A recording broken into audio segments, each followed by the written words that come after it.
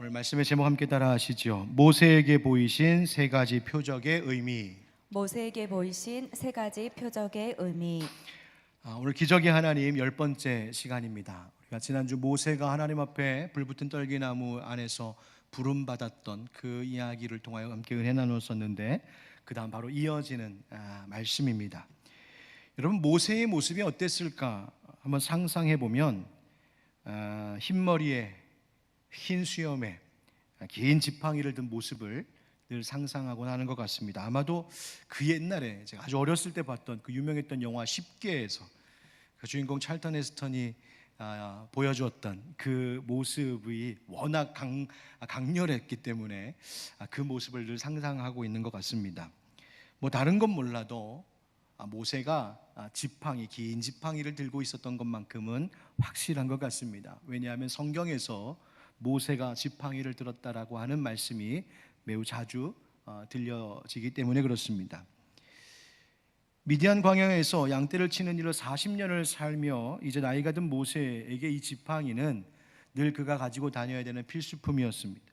양을 칠 때 지팡이는 양을 보호하고 인도하는 도구이기도 했고 자신을 보호하는 호신용 무기가 될 수도 있었습니다. 그런데 그 지팡이가 하나님의 손에 들려 하나님의 일을 위한 지팡이가 되었을 때 그 지팡이는 홍해를 갈랐고 그 지팡이는 반석을 쪼개어 물을 냈습니다. 그 지팡이, 아무것도 아닌 것 같은 그 지팡이가 하나님의 손에 들리니 하나님 능력의 도구가 되었습니다. 이 지팡이의 모습은 마치 모세와도 같다는 생각을 합니다. 모세가 딱 그랬습니다. 모세가 하나님께 부름받기 전까지 그는 양치는 데에 쓰이는 지팡이와 같이 아무것도 아니었습니다. 그냥 그 모습이 전부였습니다. 그러나 모세가 하나님의 손에 붙들리는 순간 그는 이스라엘 백성을 구원하는 하나님의 능력의 종이 되었습니다. 바로 하나님의 손에 붙들릴 때, 여러분, 하나님의 손에 붙들릴 때 모세의 지팡이를 하나님의 지팡이가 되게 하는 은혜가 있는 줄 믿습니다. 하나님의 손에 붙들릴 때 바로 모세가 하나님의 사람이 되는 놀라운 은혜가 있는 것입니다. 여러분, 오늘 말씀을 통하여서 하나님께서 모세를 어떻게 붙드셨는지, 하나님께서 모세에게 무엇을 보여주셨는지 함께 말씀을 통하여 나누면서 모세의 지팡이가 하나님께 붙들리고 모세 그 인생이 하나님께 붙들렸던 것처럼 오늘 말씀 듣고 예배하는 우리의 삶도 하나님의 손에 붙들려 보잘것없는 것 같지만 마침내 하나님을 위하여 쓰임받는 능력의 인생들 될 수 있기를 예수님의 이름으로 축원드립니다. 여러분, 하나님께서 그 불붙은 떨기나무에서 모세를 부르실 때 모세에게는 확신이 없었습니다. 그래서 오늘 본문 1절 말씀에도 모세가 이렇게 대답하죠. 모세가 대답하여 이르되 그러나 그들이 나를 믿지 아니하며 내 말을 듣지 아니하고 이르기를 여호와께서 내게 나타나지 아니하셨다 하리이다. 아멘. 아무도 안 믿을 거라는 겁니다. 이 말은 모세가 자신감이 없었던 겁니다. 나는 이 일을 할 수 없다고 생각하는 사람이었습니다. 그저 두려움과 염려로 하나님께 변명할 뿐이었죠. 즉 모세는 한마디로 겁을 먹고 있었어요. 한없이 연약해져 있었습니다. 그런데 놀라운 것은 나는 할 수 없습니다. 나는 연약합니다. 나는 아무것도 아닙니다. 내가 들고 있는 아무짝도 아닌 이 생명 없는 지팡이 나무 쪼가리 같은 그런 인생입니다라고 자신을 하나님 앞에 그렇게 보여드릴 때 놀랍게도 하나님은 그때서야 모세가 준비되었다고 생각하셨다는 사실입니다. 여러분, 우리는 우리의 힘이 연약해질 때, 내가 힘이 빠지고 내가 점점 연약해질 때 불안해합니다. 제가 오랜만에 찬양 인도했거든요. 벌써 지쳐 보이잖아요, 제가. 그죠? 아닙니까? 제가 옛날에 지금보다 조금 더 젊었을 때 찬양 인도, 뭐 청소년 청년들이랑 찬양 집회하면 막 4시간씩 찬양 인도하고 집회해도 멀쩡했었거든요. 근데 벌써 막 숨이 차요. 체력, 건강 이런 것들이 약해지면 왠지 불안해집니다. 내가 어떤 일을 당했을 때 참 내가 지혜가 없구나라고 스스로 생각하게 되면 자신감을 잃습니다.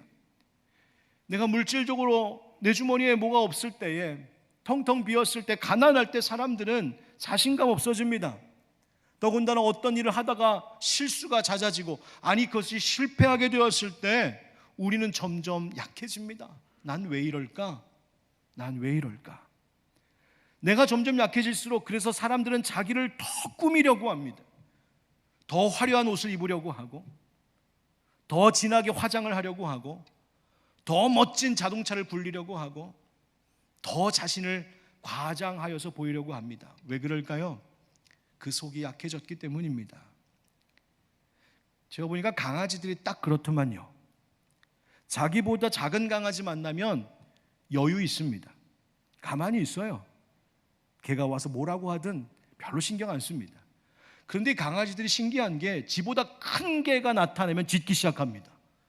자기보다 큰 개가 나타나면 으르렁거립니다. 왜 그런지 아세요? 무서워서 그러는 겁니다. 무서워서.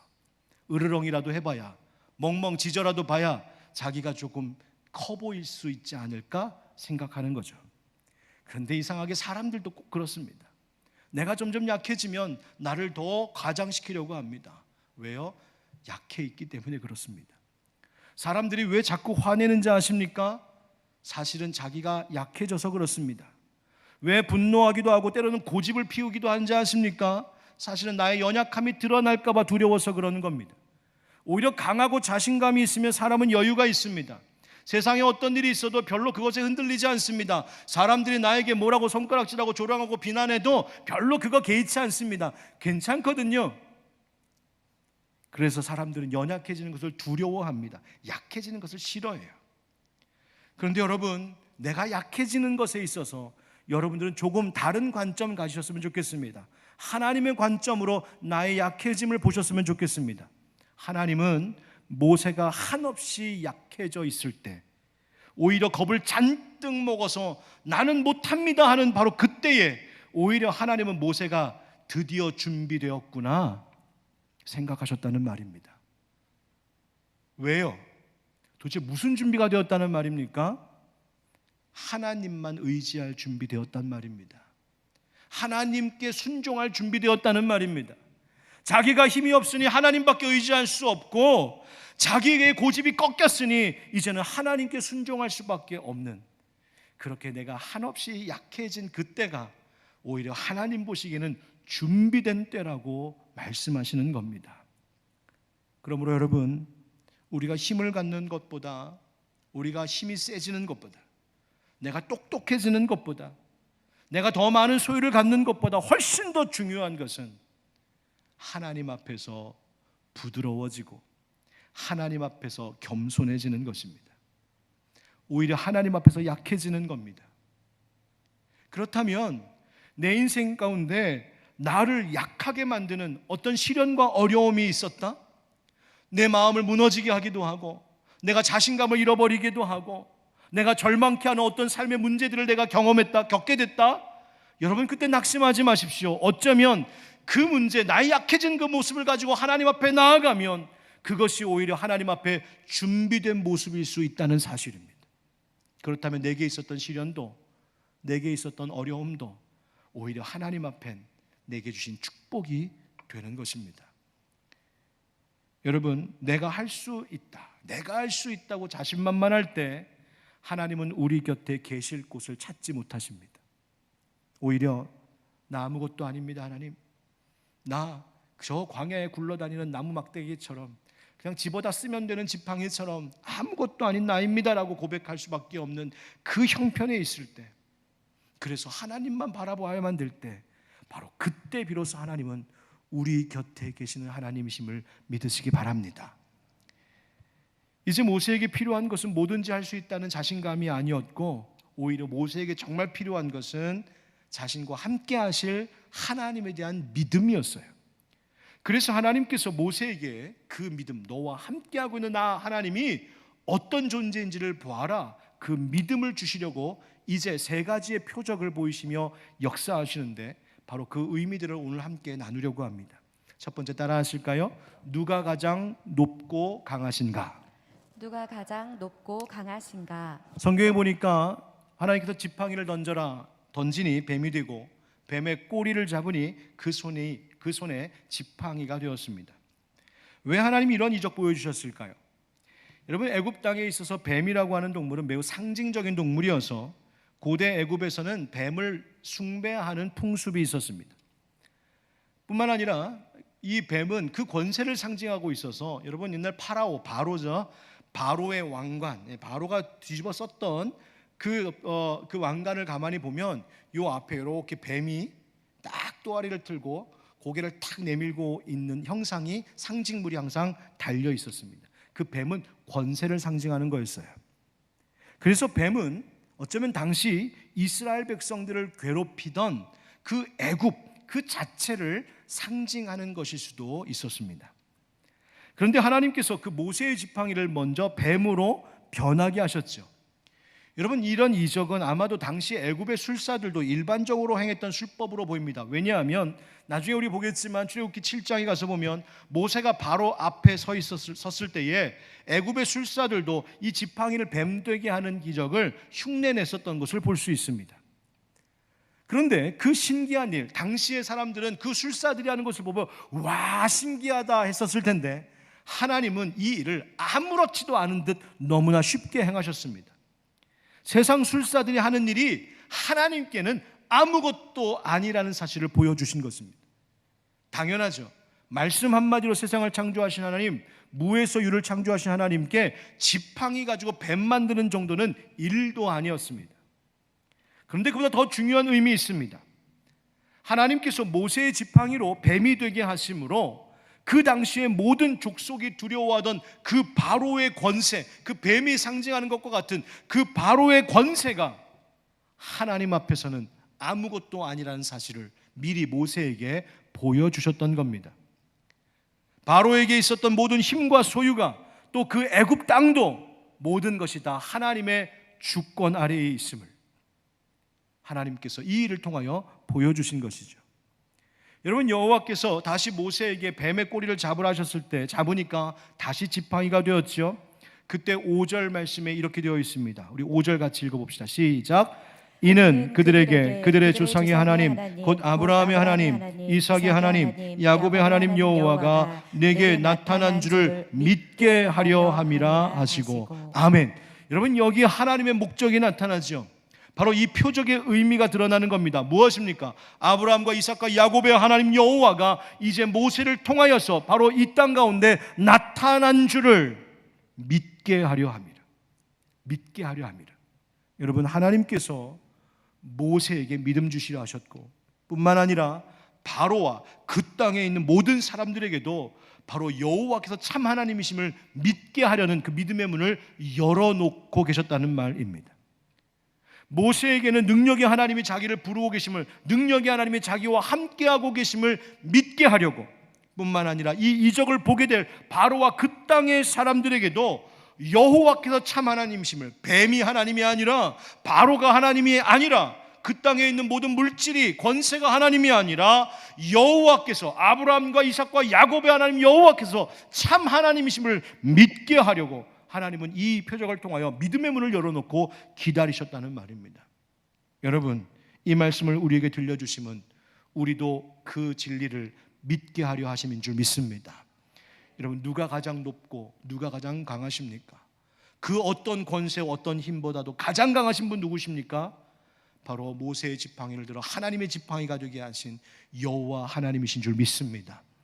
시편 113편의 시인이 노래합니다. 할렐루야, 여호와의 종들아 찬양하라. 여호와의 이름을 찬양하라. 이제부터 영원까지 여호와의 이름을 찬송할지로다. 해 돋는 데에서부터 해 지는 데까지 여호와의 이름이 찬양을 받으시리로다. 우리 4절 다 같이 시작. 여호와는 모든 나라보다 높으시며 그의 영광은 하늘보다 높으시도다. 아멘. 여러분, 기억하십시오. 그 어떤 누구보다도 가장 높고 강하신 하나님, 그분이 우리의 아버지 하나님이시오. 그분이 우리를 하나님의 백성, 하나님의 자녀로 삼아주신 줄 믿습니다. 그러니 여러분, 세상에서 우리가 꿀릴 게 없습니다. 세상에서 우리가 쫄 게 없단 말입니다. 가장 높고 가장 강하신 하나님, 그분이 내 삶을 붙잡아만 주시면, 그 하나님께서 내 삶을 붙들어만 주시면 우리는 하나님의 지팡이, 하나님의 능력의 종으로 쓰임받는 영광이 우리 가운데 있는 줄 믿습니다. 두 번째 표적은 우리에게 이것을 이야기합니다. 따라합시다. 누가 회복시키시는가?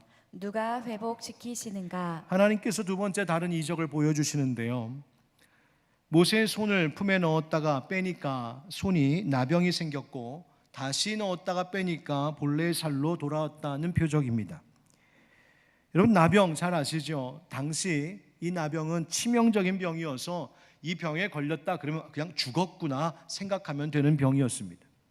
나병은 사람의 힘으로는 절대로 고칠 수 있는 것이 아니라고 여겼었기 때문이죠. 나병의 치유는 하나님만 고치실 수 있는 일이라고 믿었습니다. 그래서 하나님은 바로 이 표적을 통하여 인간의 건강, 또 병듦, 또 죽음과 삶, 이 모든 것을 주관하시는 분이 바로 여호와 하나님이심을 드러내 보여주고 계신 겁니다. 오늘 6절 말씀부터 제가 다시 한번 읽어보겠습니다. 6절부터 8절입니다. 여호와께서 또 그에게 이르시되 네 손을 품에 넣으라 하시매 그가 손을 품에 넣었다가 내어보니 그의 손에 나병이 생겨 눈같이 된지라. 이르시되 네 손을 다시 품에 넣으라 하시매 그가 다시 손을 품에 넣었다가 내어보니 그의 손이 본래의 살로 되돌아왔더라. 여호와께서 이르시되 만일 그들이 너를 믿지 아니하며 그 처음 표적의 표징을 받지 아니하여도 나중 표적의 표징은 믿으리라. 아멘. 여러분, 6절에 보니까 그의 손에 나병이 생겨 눈같이 된지라 되어 있어요. 원문을 가만히 들여다보면 여기서 조금 강조되고 있는 모습이 표현이 뭐냐면 나병이 생긴 것이 방금 생긴 나병이 아니라 이미 마치 오래전부터 나병을 알아온 자와 같은 그 모양이 되었다라는 말이에요.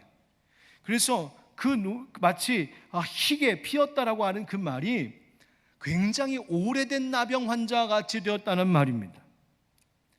바로 위중함을 이야기합니다. 그런데 7절에 품에 다시 넣었다가 빼보니 뭐라고 되어 있습니까? 그의 손이 본래의 살로 되돌아왔더라. 아멘. 되돌아왔더라. 여기서 되돌아왔더라라고 하는 히브리어는 쏴바라고 하는 단어인데 그 말의 의미는 되돌려졌다, 즉 회복시켰다라는 말입니다. 여러분, 피부가 이 손이 눈같이 희게 보일 정도면 나병은 매우 극심한 바로 그 최악의 상황까지 간 중증 환자, 이제 막 죽어도 하나 이상하지 않을 상태의 손이 되었다는 말이에요. 그런데 그 가장 최악, 가장 극심한 중증의 상황을 하나님께서 순식간에 본래대로 회복시키셨다. 이것을 굉장히 강조하고 있는 말씀이에요. 여러분, 이스라엘 백성들이 딱 그랬습니다. 이스라엘 백성들 애굽의 노예로서 그 고역 가운데 고통 중에 부르짖던 이스라엘 백성들은 마치 그 위중한 극심한 나병 환자와 같이 고통 중에 부르짖고 있었습니다. 너무나 괴로웠고 너무나 지쳤고 소망이 전혀 보이지 않는 현실을, 내일이 보장되지 않은 오늘을 그저 버티며 살아가고 있었습니다. 그런데 하나님께서 모세에게 순식간에 그 손을 본래의 살로 되돌이키시는 이 표적을 통하여 말씀하시는 겁니다.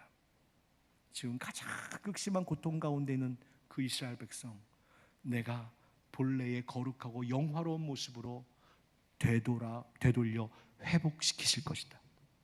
바로 이것을 말씀하시는 거였어요.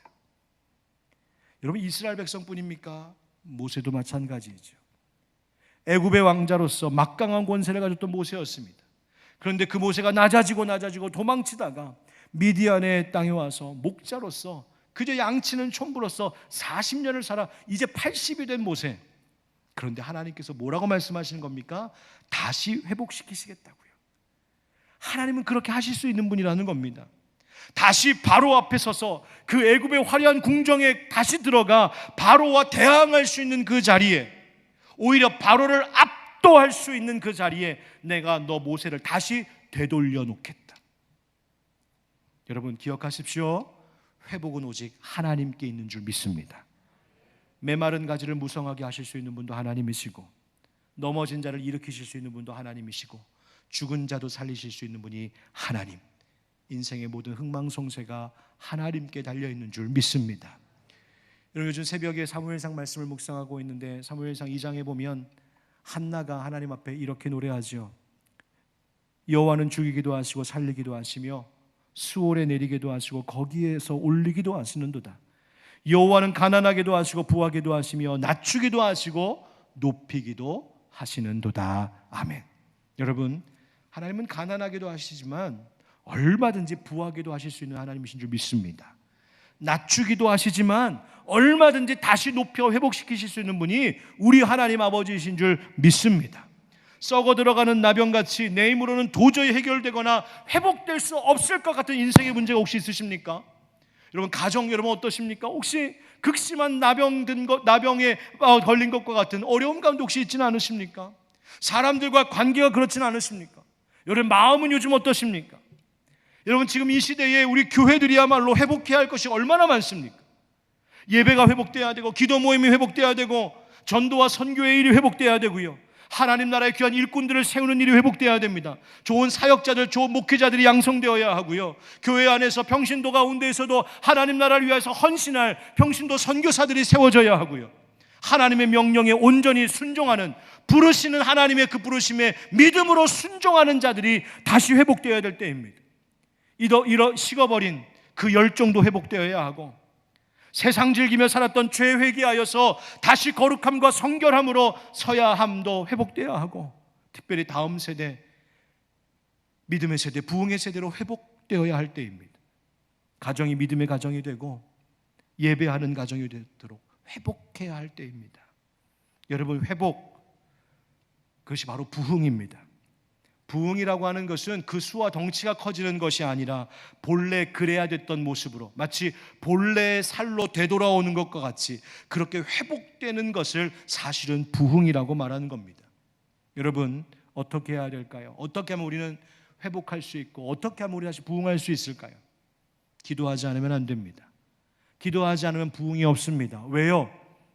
회복이라고 하는 것은 철저히 하나님께 있는 것이고, 기도는 바로 그 하나님을 내가 믿습니다, 그래서 하나님 앞에 맡깁니다라고 하는 신뢰의 고백이기 때문에 그렇습니다.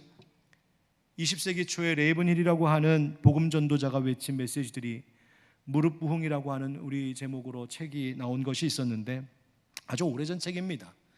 근데 거기에서 강력한 말 한마디가 항상 잊혀지지 않고 있습니다. 그가 이렇게 말합니다.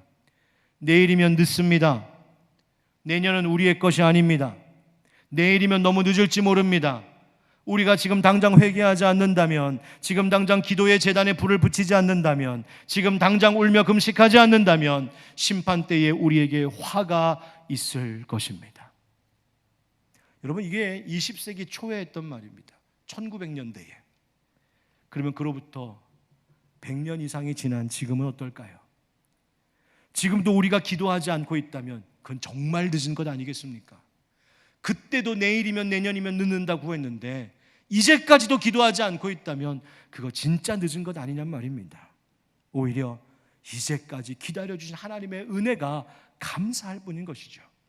사랑하는 성도 여러분, 나병이 희게 핀 손과 같은 우리의 영적 현실을 직시하고 깨닫고 회개하는 은혜가 있기를 축복합니다.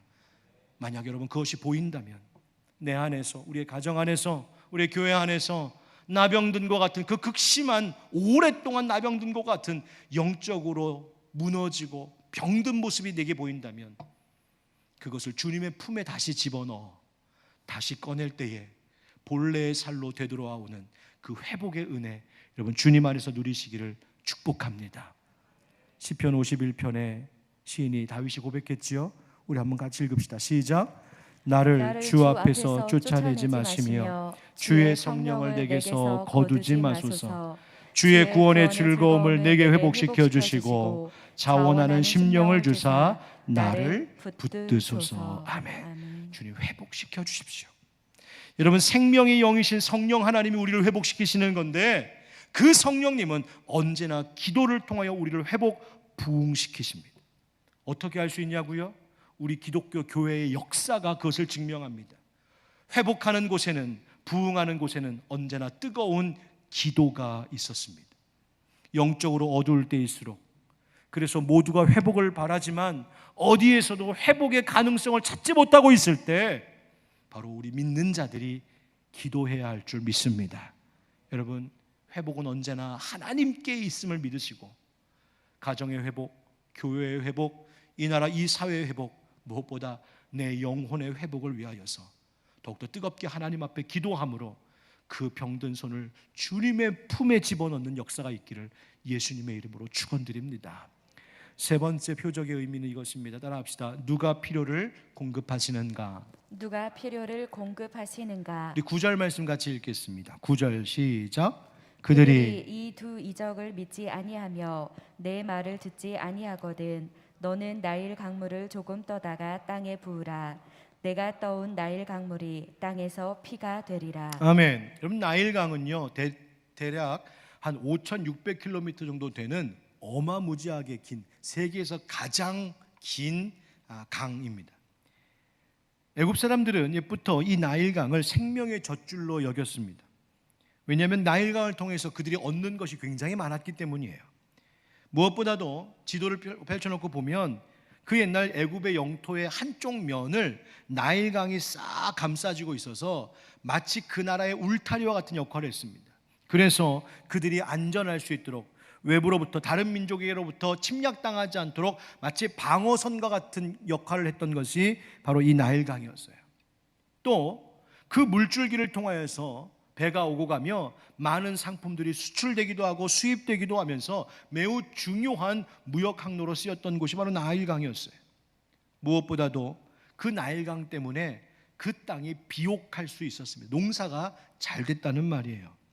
다시 말하면 이 나일강 때문에 애굽은 안전할 수 있었고, 나일강 때문에 막강한 부를 누릴 수 있었다는 말이에요. 그래서 애굽 사람들은 이 나일강을 신처럼 섬겼습니다. 오시리스라고 하는 신, 이름이 오시리스라고 하는 그 신이 준 강으로 여겼어요. 그래서 나일강을 신수라고 여겼습니다. 신이 준 물, 신수로 여겼어요. 여러분, 그런데 하나님께서 지금 이 첫 번째 재앙의 표적으로 뭘 보여주시냐면 그 강물을 피가 되게 하시겠다고 말씀하십니다. 첫 번째 재앙을 예고하신 거예요. 다시 말하면 애굽 사람들에게 좋은 것을 주고 애굽 사람들을 유익하게 했던 그 어떤 것이 오히려 그들을 해롭게 하는 일이 될 수도 있게 만드시는 분이 하나님이심을 보여주셨어요. 그들의 땅을 비옥하게 했던 강이 피로 덮이는 그 무서운 일이 벌어지게 한 것, 하나님이 바꾸시니, 하나님이 끊으시니 그 모든 누리던 것들이 다 끊기고 변하게 되는 것이죠. 다시 말하면 그 강의 신이, 나일강의 신이 그들을 부요하게 하고 번영케 한 것이 아니라 하나님이 허락하시니, 하나님이 가능하게 하시니 바로 그 일들을 누릴 수 있었단 말입니다. 심지어 그들이 섬긴다라고 하는 그 나일강의 신도 하나님은 얼마든지 피와 같이 멸하실 수 있는 능력의 하나님이심을 보여주신 것이죠. 여러분, 우리 기억합시다. 우리의 번영과 우리의 형통함이 누구로부터 온 것인지를 잊지 말고 살아야 됩니다. 지난 수요 성경 공부 에스겔서 강의하다가 마지막에 그 끝에 다음의 이야기를 함께 나누었었는데 제가 그 얘기 다시 한번 좀 들려드리겠습니다. 여러분 잘 아시는 미국의 대통령 링컨이 1863년 4월 30일 당시 남북 전쟁이 한참 치열했던 그 무렵에 링컨이 그 나라의 국가적인 금식기도의 날을 제정하며 선언했던 선언문이 하나 있는데 그 가운데 그가 이렇게 말한 바가 있습니다. 한번 들어보십시오. 미국은 하나님이 내려주신 최고의 축복을 누려왔습니다. 우리는 오랫동안 평화와 번영을 구가했습니다. 우리의 인구와 국부와 국력은 다른 어떤 나라보다도 더 크게 성장했습니다. 그러나 미국은 하나님을 망각했습니다. 우리의 평화를 보존해 주시고 인구를 증가시켜 주시고 부유하게 해 주시고 국력을 증강시켜 주신 하나님의 은혜로운 손길을 우리는 잊어버렸습니다. 미국은 이 모든 축복이 자신의 뛰어난 지혜와 힘의 산물이라고 생각하는 헛된 자만심을 품었습니다. 우리는 지속적인 성공에 도취된 나머지 구원하시고 보호하시는 하나님의 은혜가 필요함을 느끼지도 못하고 우리를 창조하신 하나님께 기도하지 않는 교만한 백성이 되고 말았습니다. 그러므로 우리는 분노하신 하나님 앞에 겸허한 자세로 국가적 죄를 고백하고 자비와 용서를 구해야 합니다. 여러분, 약 200년 정도가 지난 지금 이 선언문에서 미국이라고 하는 말 대신 대한민국이라고 하는 이름을 넣어도 별 다를 바가 없을 것 같습니다. 우리가 하나님 앞에 부끄럽습니다. 최고의 평화와 번영을 구가하며 살아온 우리들입니다. 어느 때보다도 막강한 힘을 가지고 전 세계에 엄청난 영향력을 미치는 선진국이 되었습니다. 아까 우리가 함께 스리랑카를 위해서도 기도했었는데 그 지금의 스리랑카의 모습, 낯설지 않은 것은 우리에게도 그 아픈 역사들이 있었기 때문입니다. 그랬던 우리나라를 이와 같은 부강한 선진국 만드신 것, 여러분 하나님이신 줄 믿습니다. 그런데 우리 너무 교만해진 것 아닙니까? 아니, 국가를 이야기하기 전에 하나님께서 내 인생 여기까지 오게 하시고 나를 여기까지 살게 하신 것, 하나님 하신 일 아닙니까? 세상의 나일강이 나를 그렇게 만든 것이 아니라 이 모든 것을 창조하신 하나님이 나에게 때로는 나일강도 허락하시고 때로는 나에게 옥토도 허락하시고 때로는 필요한 것들도 공급하신 것인데, 우리는 마치 내가 스스로 그것을 이룬 것처럼, 세상에 어떤 우연한 일이 나를 그렇게 되게 하신 거 한 것처럼 하나님은 다 잊어버린 채 그저 그 세상의 나일강만 쫓아다니며 이번에 이쪽 나일강 강물 말랐으니 저쪽에 다른 강물은 없을까, 그렇게 찾아다니는 어리석은 우리들 아니었냔 말입니다. 사랑하는 성도 여러분, 우리 함께 기도할 때 우리에게 정말 필요한 것들을 공급하시는 분은 오직 하나님 한 분뿐이신 줄 알고, 우리 그리스도인들이, 우리 교회들이 먼저 하나님이 이 모든 번영함과 모든 복된 일의 주인 되십니다. 공급자 되십니다. 그렇게 진정으로 고백할 수 있는 우리 되기를 주님의 이름으로 축복합니다.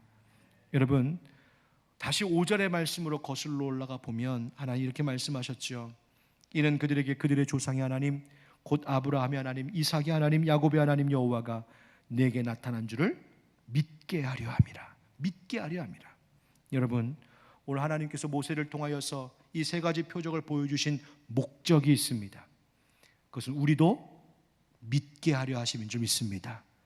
여러분, 모든 것보다 강하고 높으신 하나님 믿읍시다. 모든 것을 회복시키시는 하나님이심도 믿읍시다. 모든 것이 하나님께로부터 오는 것임을 믿고 고백합시다. 그 하나님이 지금 우리와도 함께 하심을 믿는 자들, 그 하나님이시기에 믿고 기도하는 자들을 통하여 하나님은 오늘도 우리를 회복시키시고 부흥의 세대로 다시 일으켜 주실 줄 믿습니다.